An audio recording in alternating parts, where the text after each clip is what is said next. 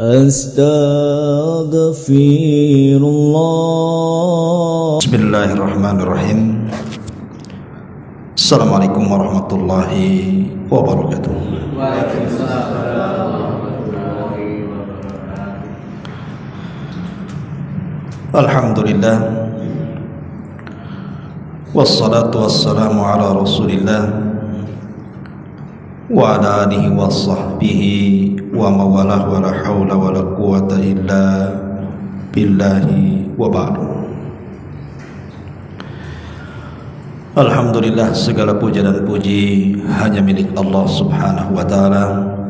Salawat dan juga iringan salam kita fokuskan kepada Rasul kita Nabi besar Muhammad sallallahu alaihi wa ala alihi wasallam. Pembahasan di malam hari ini karena masih suasana 10 awal bulan Dzulhijjah, maka pembahasan malam ini kita fokuskan tentang puasa Arafah. Apa rahasia di balik puasa Arafah? Ma'asyiral muslimin yang dimuliakan Allah Subhanahu wa taala, banyak perkara-perkara yang kita akan bahas seputar puasa Arafah ini. Pertama, kita akan bahas Arafah dulu. Apa itu Arafah? Kemudian apa saja keutamaannya? Kemudian kita baru masuk kepada hukum puasa Arafah. Kemudian ada beberapa polemik yang kita akan bahas. Pertama, bagaimana kalau terjadi perbedaan antara negeri kita dengan negeri Saudi? Kemudian juga apakah Nabi SAW hanya puasa selama 10 awal bulan Dzulhijjah itu Arafah saja, ataukah puasa dari awal tanggal 1 sampai tanggal 9? Ini seputar ini yang kita akan bahas beberapa menit ke depan. Ma'asyiral muslimin yang dimuliakan Allah Subhanahu wa taala, kita tahu bahwa hari Arafah adalah hari di mana orang-orang yang haji sedang wukuf di Jabal Arafah, dan itu tepat di tanggal 9 bulan Dzulhijjah. Adapun kenapa kemudian Arafah disebut Arafah? Al-Imam Al-Qurtubi rahimahullahu ta'ala menyebutkan dalam tafsirnya dan juga yang lainnya, qalu, para ulama mengatakan, fi tasmiyati Arafah, pada penamaan kenapa tempat itu disebut Arafah, dan sampai hari ini manusia menyebutnya sebagai Arafah.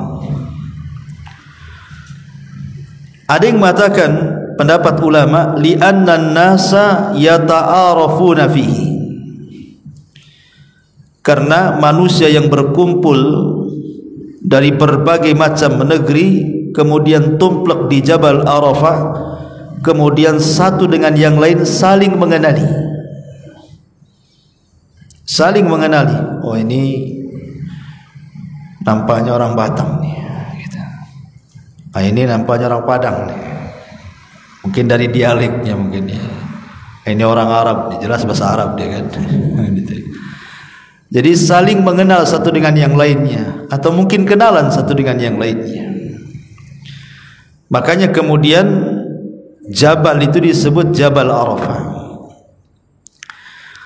Kemudian juga ada yang mengatakan bahwa li'anna Jibril alaihi salam tafa bi Ibrahim. Jadi tatkala Jibril alaihi salatu wassalam di masa era Nabi Ibrahim alaihi salatu wassalam melaksanakan tawaf bersama Nabi Ibrahim, maka Jibril alaihi salatu wassalam mengajarkan manasik haji kepada Ibrahim. dan mengatakan kepada Ibrahim, a'arafta, apakah engkau tahu wahai Ibrahim yang ini? A'arafta, apakah engkau tahu Ibrahim yang itu? Kemudian Ibrahim pun belajar kepada Jibril dan mengatakan, araftu, aku tahu. Ketika Ibrahim mengatakan araftu, maka jabal itu disebut Jabal Arafah. Ada yang mengatakan seperti itu. Ada juga yang mengatakan bahwa disebut Arafah ini lianna Adam alaihi salam lamma uhbita minal jannah huwa wa hawa iltaqaya fi dhalikal makan fa'arafaha fa'arafathu. Tatkala Adam alaihi salatu wassalam dan juga istrinya Hawa diturunkan dari sorga, kemudian Allah pisahkan turunnya. Kalau Hawa ada yang mengatakan di Jeddah, adapun Adam diperselisihkan, ada yang mengatakan di Sri Lanka, India, ada yang mengatakan di tempat lain. Kemudian keduanya saling mencari antara Hawa dan juga Adam. Maka ketika jarak mereka sudah dekat yang disebut dengan Muzdalifah, kemudian mereka betul-betul ketemu. Akhirnya Adam mengenali Hawa dan Hawa pun mengenali Adam. Di tempat pertemuannya itulah disebut Jabal Arafah, karena saling mengenal satu dengan yang lainnya. Itu disebut Arafah. Arafah itu dari ta'aruf. Itu kalau kawin kan ta'aruf dulu. Udah ta'aruf belum? Kata Ustaz ya. Belum, jangan. Nanti sama dengan beli kucing dalam karung. Maunya putih, tahu-tahu hitam pula. Itu maksudnya. Istilahnya ta'aruf itu kenalan dulu. Ya. Inilah yang disebutkan oleh Al-Imam Al-Qurtubi rahimahullahu ta'ala, bahwa kenapa tempat itu disebut Arafah. Ma'asyiral muslimin yang dimuliakan Allah Azza wa Jalla. Dan Arafah sendiri itu sangat terkenal ketika dikaitkan dengan ibadah penyempurna Islam, ibadah haji. Kenapa? Karena puncak rukun haji yang paling besar itu terjadi di Arafah. Puncak rukun haji itu yang paling besar terjadi di Arafah. Disitulah ada wukuf namanya, wukuf di padang Arafah. Kenapa kemudian saya katakan ini rukun terbesar ibadah haji? Karena wukuf di Arafah ini sangat menentukan sah dan tidaknya ibadah haji.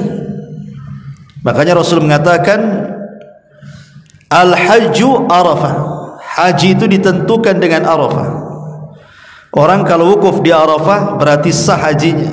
Orang yang tidak pernah datang ke Arafah dan berwukuf berarti tidak sah hajinya.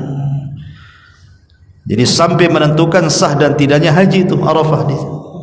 Maka disebut Arafah ini rukun haji terbesar. Sehingga kalau kita bicara haji mesti kita kenal istilah wukuf di padang Arafah. Ma'asyiral muslimin yang dimuliakan Allah Azza wa Jalla. Adapun keistimewaannya disebutkan dalam surah Al-Buruj ayat 1 sampai 3.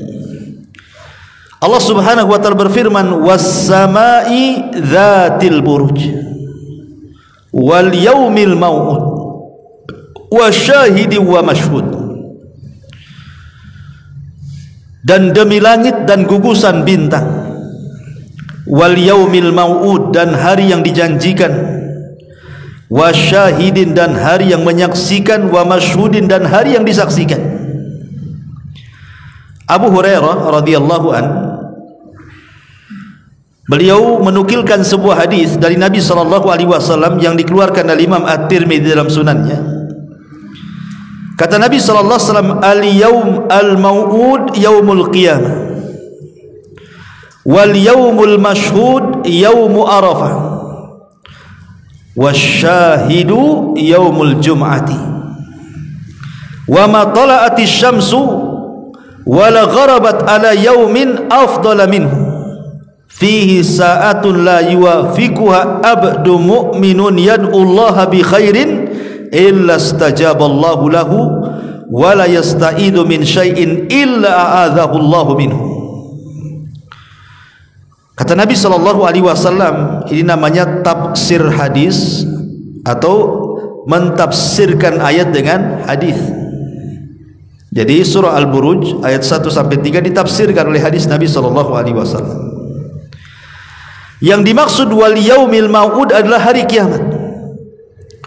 Yang dimaksud asyahid wal yaumil masud wasyahidin.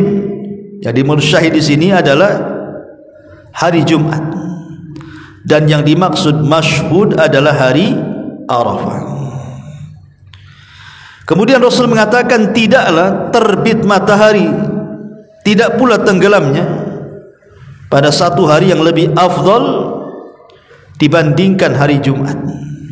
Di situ ada waktu yang kalau mencocoki seorang hamba mukmin berdoa kepada Allah dengan kebaikan, kecuali Allah akan ijabah doanya.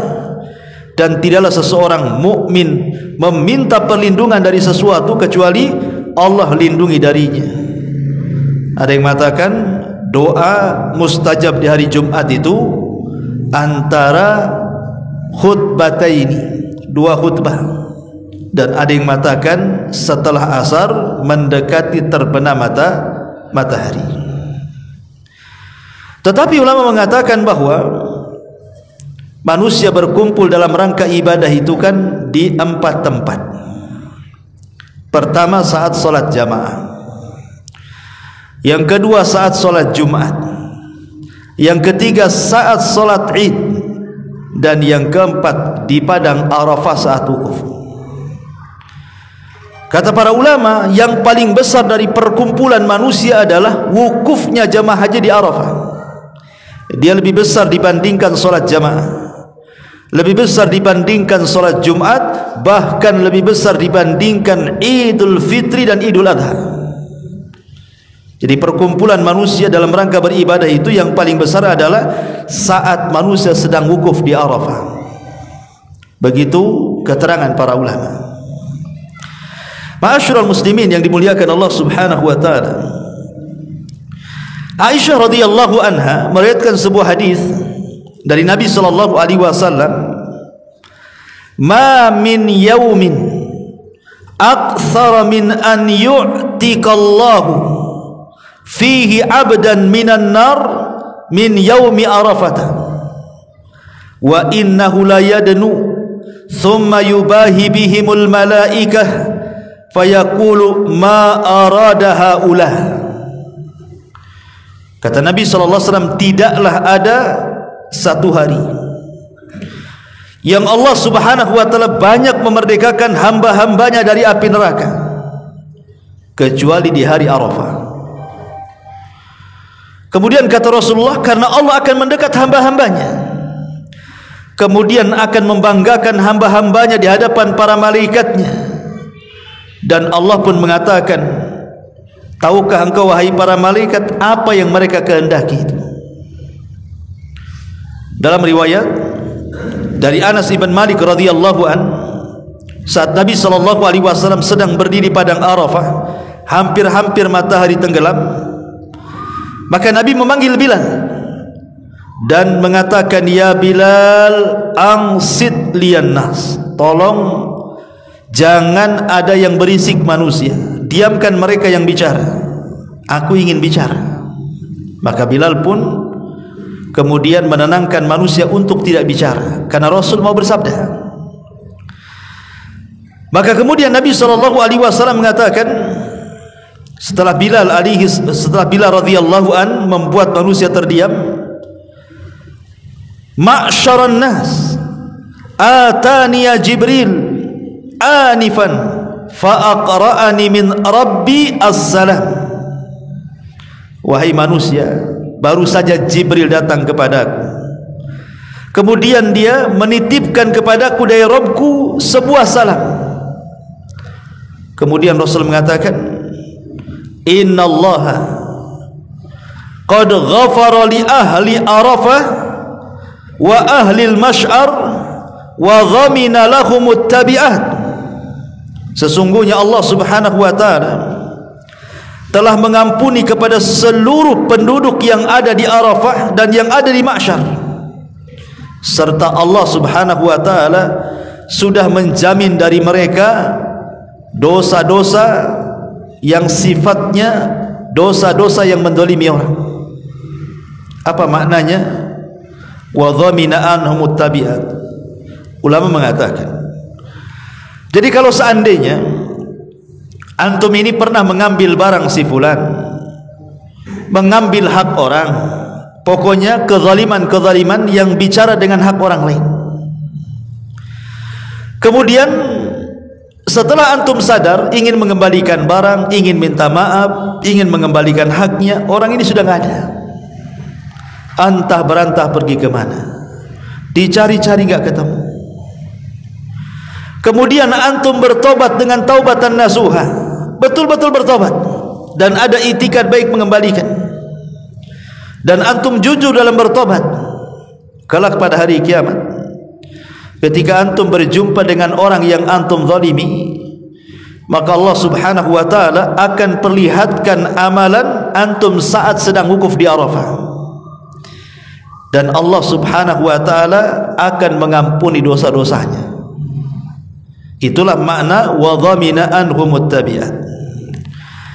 Kemudian Umar bin Khattab radhiyallahu anhu mengatakan, ya Rasulullah, ahada lana khassatan, apakah ini untuk kami para sahabat secara khusus, bahwa wukuf kami di padang Arafah itu Allah akan ampuni dosa-dosa kami? Ingat, ada yang mengatakan bahwa menghapuskan dosa orang-orang yang di padang Arafah itu betul-betul dihapuskan, karena ada hadis yang mengatakan bahwa di antara pahala orang yang haji itu ketika pulang kayaumin waladathu ummuhu, seperti bayi yang baru dilahirkan. Apakah bayi yang baru dilahirkan punya dosa? Kan enggak punya dosa. Berarti ketika Allah Subhanahu wa taala mengampuni manusia di padang Arafah karena keikhlasan mereka berdoa di situ meminta ampunan kepada Allah Azza wa Jalla, betul-betul taubatan nasuha dengan taubat sejujur-jujurnya kepada Allah, maka dia pulang sudah tidak membawa dosa. Artinya Allah ampuni semua dosa. Ma'asyiral muslimin yang dimuliakan Allah Azza wa Jalla, ketika Umar radhiyallahu anhu mengatakan, apakah itu khusus bagi kami? Maka Nabi mengatakan, tidak, waliman ata min ba'dikum ila yaumil qiyamah. Ini berlaku kepada siapapun yang datang sepeninggalmu hai Umar sampai kiamat. Siapapun yang wukuf di Arafah, berdoa kepada Allah, bermunajat kepada Allah Azza wa Jal, maka akan diampuni dosa-dosanya. Makanya kalimat yang pertama kali diajarkan Allah Subhanahu wa taala kepada Adam saat di padang Arafah, apa kalimatnya? Rabbana zalamna anfusana wa illam taghfir lana wa tarhamna lanakunanna minal khasirin. Inilah doa yang dibacakan Adam di Arafah, yang Allah isyaratkan dalam Al-Quran, fatalaqqa adama rabbuhu bikalimat, maka Allah Subhanahu wa taala, fatalaqqa adama rabbuhu kalimat fataba alaihi innahu huwa tawwabur rahim. Maka Allah mengajarkan kepada Adam beberapa kalimat, maksudnya kalimat tobat, dan Adam pun membaca kalimat itu dan Allah pun ampuni dosa-dosanya. Subhanallah. Ma'asyiral muslimin yang dimuliakan Allah Azza wa Jalla, beruntunglah orang-orang yang bisa melaksanakan ibadah haji, karena dosa-dosa mereka, kalau haji mereka lillah karena Allah Azza wa Jalla, mereka pulang seperti anak bayi yang baru dilahirkan. Bahkan tidak cukup sampai di situ, bahwa haji yang mabrur itu tidak pantas balasannya kecuali surga. Ma'asyiral muslimin yang dimuliakan Allah Azza wa Jalla, ada sebuah hadis ketika Nabi SAW menceritakan tentang bagaimana Allah membanggakan orang-orang yang ada di padang Arafah itu. Ingat, ketika Allah Subhanahu wa taala menciptakan Adam, apa ucapan para malaikat? Ucapan para malaikat mengatakan, apakah engkau akan menciptakan makhluk ya Rabb, orang-orang yang akan merusak, makhluk yang akan merusak dan menumpahkan darah, kan gitu. Tapi Allah mengatakan, inni a'lamu ma la ta'lamu, aku lebih tahu ciptaanku dibandingkan kalian. Dan Allah Subhanahu wa taala buktikan bahwa apa yang dikatakan malaikat, bahwa Allah akan menciptakan Adam itu sebagai perusak dan penumpah darah, kemudian Allah mengatakan, saya lebih paham dengan ciptaan saya. Terbukti bahwa di antara turunan Adam alaihi salatu wassalam ada yang jadi nabi, ada yang jadi rasul, ada yang jadi para sahabat, ada yang jadi orang-orang saleh, ada para mujahidin, ada orang-orang baik. Tidak semua perusak dan tidak semua penumpah darah, kan? Termasuk juga Allah ingin membanggakan kepada para malaikat, lihat orang yang dulu kau katakan akan merusak dan menumpahkan darah, mereka sedang wukuf di Arafah. Mana mereka merusak? Mana mereka menumpahkan darah? Mereka sedang berwukuf. Mereka meninggalkan negerinya, mereka meninggalkan keluarganya, sebagian mereka membawa hartanya, habis di jalan dengan hartanya. Mereka hanya datang ke situ untuk berwukuf, bermunajat kepadaku, sehingga Allah Subhanahu wa taala kemudian berbangga dengan para malaikatnya. Tsumma yubahi bikumul malaikah, Allah pun berbangga di hadapan para malaikatnya. Lihat mereka sedang bermunajat kepadaku. Ma'asyiral muslimin yang dimuliakan Allah Azza wa Jalla. Dan secara umum hari Arafah itu masuk dalam satu di antara 4 bulan yang disebutkan Ashhurul Hurum dalam At-Taubah 36. Kemudian juga hari Arafah itu masuk pada ayyam ma'lumat, hari-hari yang diketahui atau disebut dengan Ashhurul Hajj, bulan-bulan haji, dan itu bulan istimewa. Dan hari Arafah juga masuk pada 10 awal bulan Dzul Hijjah yang merupakan hari-hari terbaik di dunia. Kemudian hari Arafah juga adalah hari Id bagi kita kaum muslimin. Bukan hanya Id bagi para jemaah haji yang ada di wukuf saja, tapi lebih daripada itu, hari Arafah itu hari kebanggaan kita kaum muslimin, bahkan hari Id kita semuanya kaum muslimin dimanapun berada. Kenapa? Karena Umar bin Khattab radhiyallahu anhu satu hari didatangi oleh seorang Yahudi. Kemudian Yahudi ini mengatakan kepada Umar bin Khattab radhiyallahu anhu dan mengatakan, ya Amirul Mukminin, ayah fi kitabikum taqra'unaha law alaina ma'syaral yahud nazalat lattakhadna dzalikal yawma ida. Hei Amirul Mukminin, aku dengar ada satu ayat dalam kitab sucimu yang kalian selalu baca. Hei Umar, kalau seandainya ayat itu turun bagi bangsa kami, bangsa Yahudi, tentu hari turunnya ayat itu kami akan jadikan Id bagi kami bangsa Yahudi. Masalahnya ayat itu turun kepada kalian, tidak turun kepada kami. Kemudian Umar mengatakan, ayat yang mana itu? Maka orang Yahudi mengatakan, al-yawma akmaltu lakum dinakum wa atmamtu alaikum ni'mati wa raditu lakumul islam madina. Pada hari ini kusempurnakan kepada kalian agama kalian, kusempurnakan nikmatku untuk kalian, dan kuridhoi Islam sebagai agama kalian. Lihat, orang Yahudi saja mengatakan kalau ayat ini turun kepada bangsa kami Yahudi, kami jadikan turunnya ayat itu hari raya. Harusnya ini juga menjadi kebanggaan kita kaum muslimin, kan? Karena satu-satunya agama yang disempurnakan Allah Subhanahu wa taala hanya Islam. Karena ayat ini tidak turun kepada bangsa Yahudi, ayat ini tidak turun kepada bangsa Nasrani. Satu-satunya agama yang sempurna, paripurna, paling sempurna di alam semesta ini hanya Islam. Karena Allah sendiri yang mengatakan, al-yawma akmaltu lakum dinakum, kusempurnakan kepada kalian agama kalian. Sehingga Islam tidak berhajat penambahan, bahkan tidak perlu kepada pengurangan, sudah sempurna, ya. Ma'asyiral muslimin yang dimuliakan Allah Azza wa Jalla. Dan hari Arafah sendiri adalah hari yang terbaik untuk berdoa. Kata Nabi SAW, khairud doa yaumi Arafah. Sebaik-baik doa adalah doa yang dipanjatkan di hari Arafah.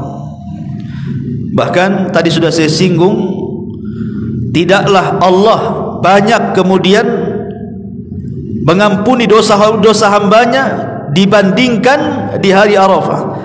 Bahkan tidaklah setan merasa terhina kecuali di hari Arafah.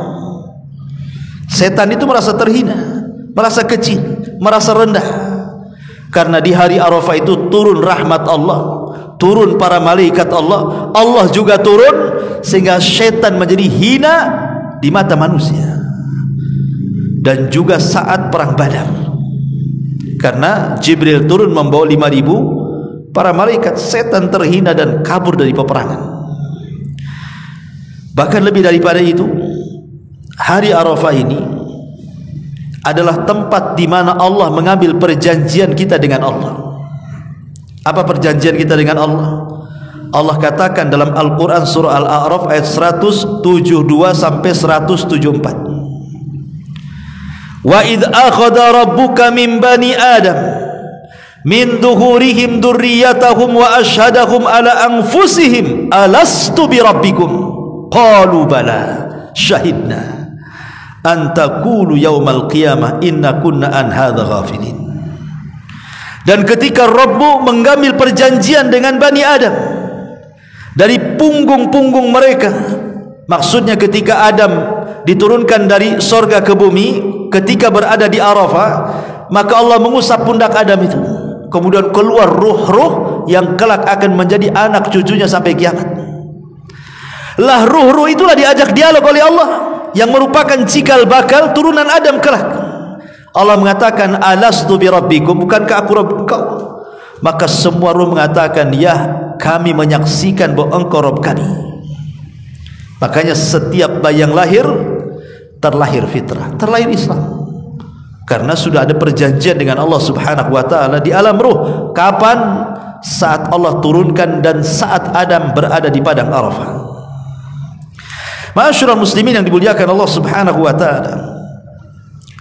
Dan banyak lagi keistimewaannya. Bahkan di antara ulama salaf adalah Abdullah ibn Mubarak datang kepada Sufyan Ats-Tsauri rahimahullahu ta'ala pada hari Arafah. Dilihat Sufyan sedang menangis.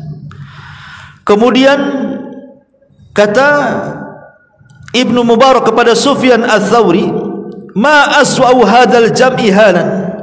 Wahai imam, di antara semua yang datang wukuf di padang Arafah itu, siapa orang yang paling jelek di antara mereka?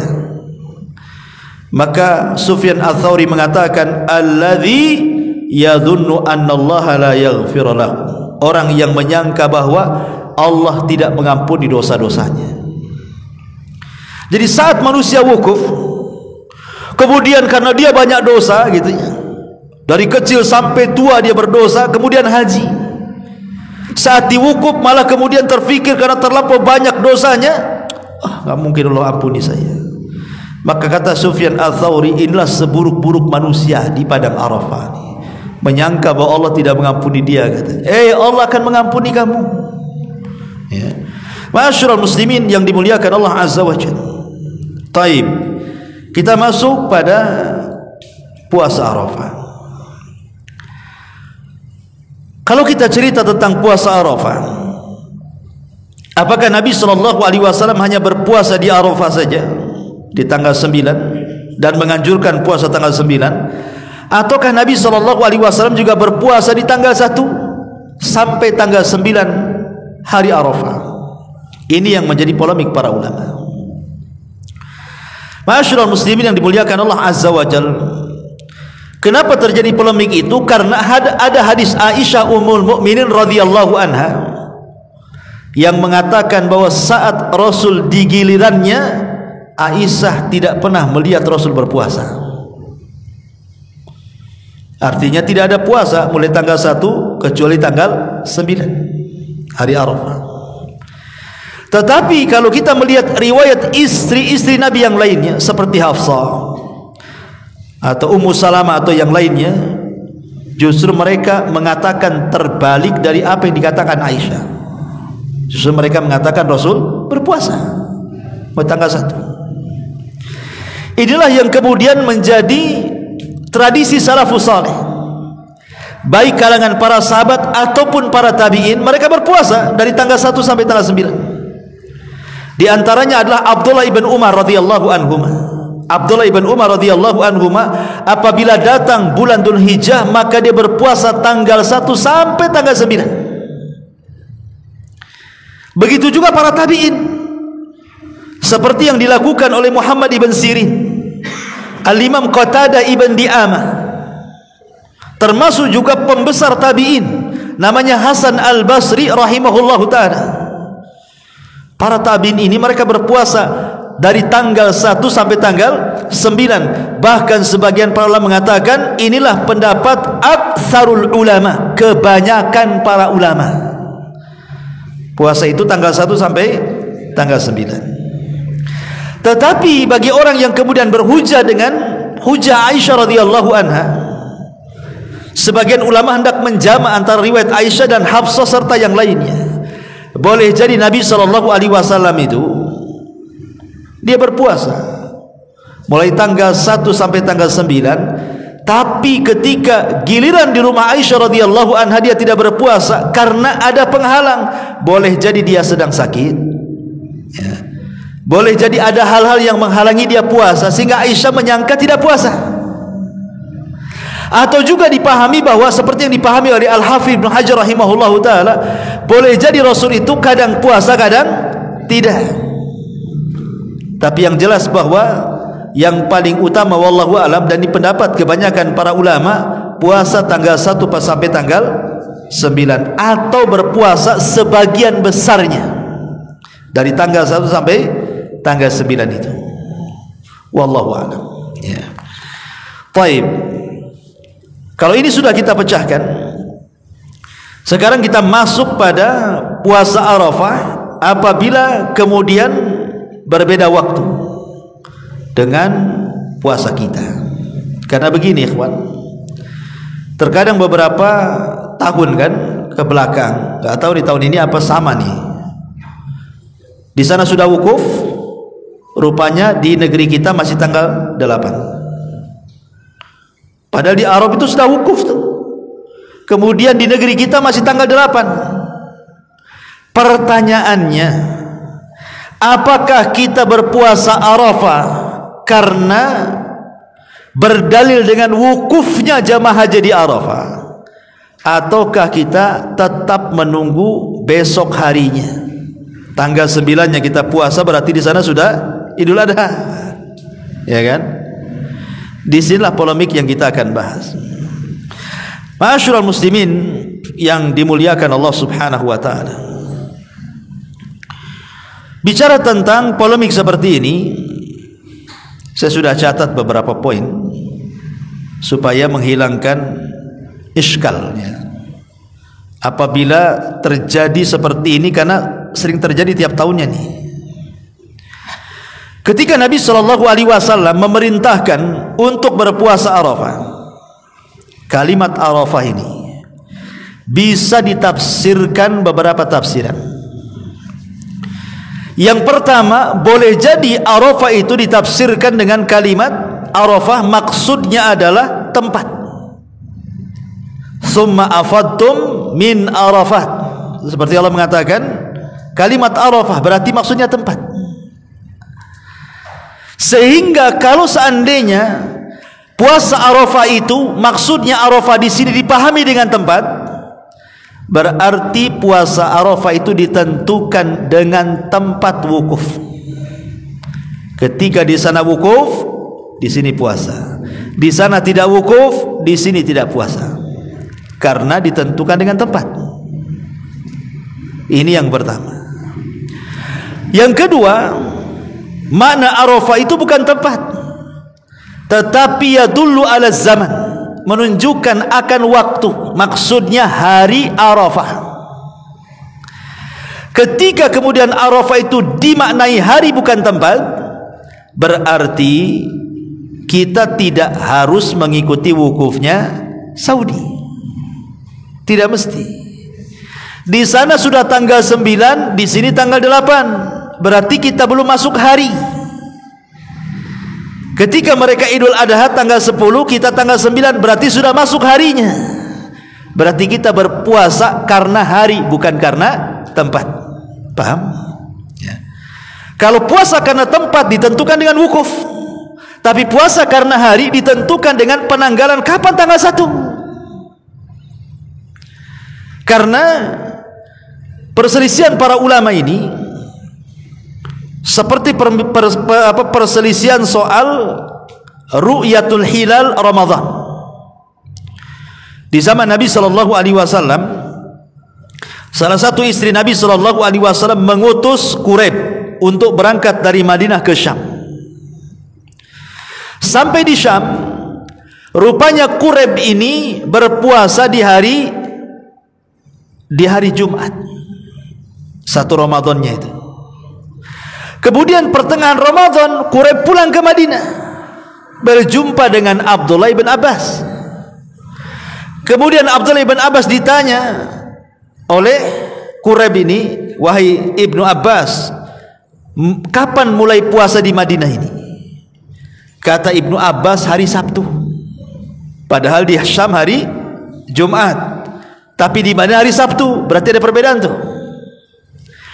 Kemudian Quraib ini mengatakan kepada Ibnu Abbas, tidak cukupkah dengan Muawiyah bin Abi Sufyan melihat bulan di sana?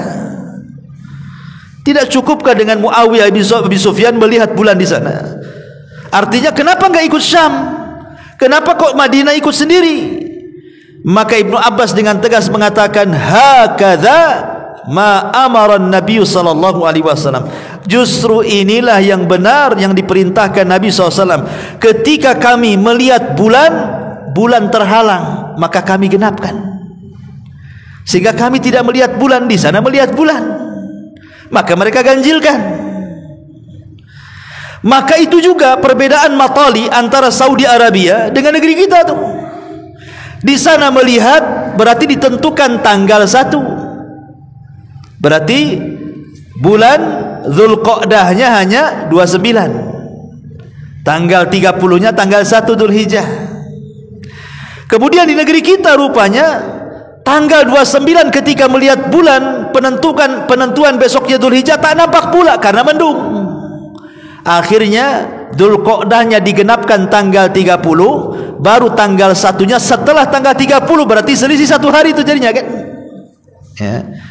Selisih 1 hari. Duluan sana karena melihat, ya. Kita tidak melihat, berarti selisih 1 hari. Lah karena ada perbedaan matali seperti ini, maka kata para ulama bahwa puasa Arafah bagi yang mengartikan itu hari, berarti kita tidak boleh puasa kalau belum masuk tanggalnya. Tapi kalau dipahami tempat, walaupun seandainya nih di negeri kita ini masih tanggal 8, tapi di sana sudah wukuf, tetap kita harus puasa Arafah walaupun idnya ikut pemerintah. Polemik di sini.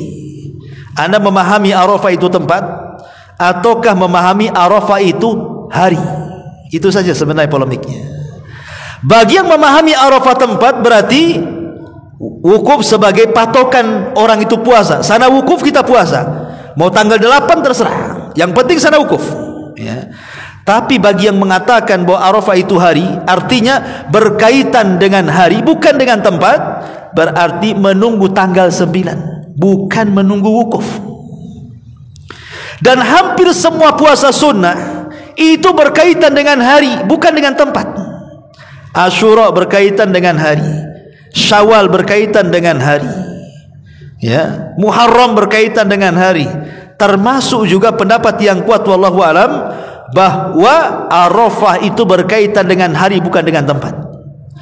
Sehingga kita tidak perlu mengikuti wukufnya Saudi kalau belum sampai di tanggal 9. Bisa dipahami ini, ya. Kenapa demikian? Ada alasan lain. Karena kata para ulama bahwa berdasarkan hadis Nabi sallallahu alaihi wasallam, saumukum yauma tasumun wa fitrukum yauma tuftirun. Puasa kalian manakala pemerintah berpuasa, dan berbukanya kalian manakala pemerintah berbuka. Dari sini kita tahu bahwa masing-masing pemerintah itu punya kebijakan di dalam penentuan tanggal. Termasuk negeri kita ada kebijakan menentukan tanggal hijriah kan. Maka mengikuti pemerintah lebih baik dibandingkan menyelisihinya, karena itu akidah ahli sunnah. Kita harus mengikuti pemerintah. Kalaupun seandainya pemerintah salah nih dalam menetapkan, maka Rasul mengatakan kalau mereka salah kita tetap dapat pahala dan mereka dapat dosa. Tapi kalau mereka benar, dua-duanya kita dan mereka dapat pahala. Ya, ma'asyiral muslimin yang dimuliakan Allah Azza wa Jalla, dari sini jelas tentang polemik, tapi kita tidak menafikan kalau memang ada orang berpuasa berpatokan dengan wukuf, ya silahkan. Ya, karena sekali lagi ini masalah khilafiyah. Soal memahami kalimat Arafah itu berkaitan dengan tempat ataukah dengan waktu. Tak perlu kemudian kalian kereng-kerengan bahasa kitanya. Ya, kamu okay, sibuklah, ributlah antum jadinya kan. Ya, tak perlu. Tinggal antum milih pendapat yang mana. Kalau pendapat saya hari, ya terserah ikut pendapat saya. Kalau antum punya pendapat sendiri, ya tafadhalu, silahkan, ya kan. Yang jelas itu yang salah yang enggak ada puasa. Sibuk khilaf-khilaf, rupanya tanggal 9 tak puasa juga. Taib. Ma'asyiral muslimin yang dimuliakan Allah Subhanahu wa taala. Adapun tentang pahala orang yang berpuasa Arafah, maka sangat jelas Nabi sallallahu alaihi wasallam sudah bersabda tentang hal itu. Kata Nabi sallallahu alaihi wasallam, ahtasibu, kata Nabi, ahtasibu yukaffiru sanatal madhiyata was sanatal qabilata. Dan saya mengharap bahwa puasa Arafah itu bisa menggugurkan puasa setahun ke belakang dan setahun ke depan. Artinya puasa Arafah itu menggugurkan 1 tahun ke belakang dan menggugurkan 1 tahun ke depan. 2 tahun berturut-turut dosa kita digugurkan. Menjadi polemik, apakah semua dosa? Karena dosa itu ada 2, ada dosa besar, ada dosa kecil. Sebagian para ulama mengatakan semua dosa digugurkan dengan 1 kali puasa di tanggal 9 Arafah. Karena Rasul mengatakan secara umum yukaffiru sanatal madhiyatal baqiyah, menggugurkan dosa ke belakang setahun dan ke depan 1 tahun. Artinya semua dosa, mau kecilnya mau besarnya, dengan cukup 1 kali puasa di Arafah gugur semuanya. Ini satu pendapat. Tetapi jumhur mayoritas ulama mengatakan tidak. Yang dihapus itu hanya dosa-dosa kecil saja. Dosa besar tidak dihapus. Karena dosa besar itu tidak bisa dihapus dengan solat. Jangankan dengan puasa, dengan solat pun tidak. Kata Nabi SAW, as-salawatul khamsu wal jum'atu ila jum'ati wa ramadhanu ila ramadhan mukaffiratun idza jtunibatil kabair. Antara solat 5 waktu dari 5 waktu yang lainnya, dari zuhur ke asar, asar ke maghrib, maghrib ke isya, isya ke subuh, subuh ke zuhur, itu maksudnya, atau Jumat ke Jumat, atau Ramadan ke Ramadan, bisa menggugurkan dosa, maksudnya dosa kecil, selama dia menjauhi dosa besar. Kalau solat saja tidak bisa menggugurkan dosa besar, apalagi pahala, apalagi puasa, ya tentu lebih tidak bisa lagi. Berarti yang dimaksud di sini menggugurkan dosa setahun ke belakang dan dosa tahun ke depan, kata Syekh Utsaimin, artinya menggugurkan dosa-dosa kecil. Tapi jangan remehkan dosa kecil, karena kalau ditumpuk-tumpuk seperti kayu bakar kemudian dibakar, membakar juga. Kata Nabi, kata para ulama, ya, la tahkiranna minadz dzunub fa innal jibala minal hasa. Jangan remehkan sebuah dosa, karena gunung yang besar itu sebenarnya tumpukan kerikil-kerikil kecil. Jangan remehkan sebuah dosa, maksudnya dosa kecil, karena gunung yang besar itu dari rentetan kerikil-kerikil kecil yang bertumpuk. Artinya kalau dosa kecil ditumpuk jadi gunung juga gitu. Persis seperti yang dikatakan Umar bin Khattab radhiyallahu an, la saghirata ma'al istimrar wala kabirata ma'al istighfar. Tidak ada dosa kecil kalau dilakukan terus-terusan ya besar juga. Bahkan tidak ada dosa besar kalau senantiasa digempur dengan istighfar. Itu ucapan Umar bin Khattab radhiyallahu anhu. Ya, dan definisi dosa kecil itu dosa yang tidak ada ancaman dunia dengan had dan tidak ada ancaman akhirat dengan azab, tapi dosa. Ya, seperti mamanya orang seseorang memandang aurat, kan gak ada hukuman had di dunia. Apakah memandang aurat harus dicongkel matanya sama cerulit gitu kan? Kan gak ada. Ya, itu dosa kecil. Tapi kan dosa. Memandang aurat kan dosa. Atau menyentuh wanita yang bukan mahram, antum salaman dengan kerabat bukan mahram. Ya. Antum sudah tahu nih, sampai di Batam hijrah, orang kampung belum hijrah, kebiasaan salaman, pelukan, ciuman, habislah kita dibuatnya. Kan gitu ya. Nah, antum harus menghindar. Saya sudah beda, kan gitu ya. Tapi kadang sudah dipeluk ya sudah kan gitu. Jangan antum ngerangkul balik, jahiliyah antum jadinya kan. Artinya di sini bahwa itulah dosa-dosa kecil, ya. Apalagi sekarang dosa kecil itu paling mudah karena di tangan antum sudah ada handphone. Nengok YouTube di situ aurat semuanya, ya kan? Iklannya aurat, semua aurat tampak di YouTube itu. Hari-hari entah berapa kali kita menonton aurat di YouTube itu, atau di Facebook atau di apa yang lewat di iklan-iklan itu. Itu kalau ditumpuk-tumpuk jadi besar jadi kan. Kalau dulu nengok aurat tuh yang ngintip di sungai, kan gitu. Sekarang tidak perlu ngintip, beli handphone isi pulsa, dah salah, nggak usah ngintip, dari situ ngintipnya semua ada.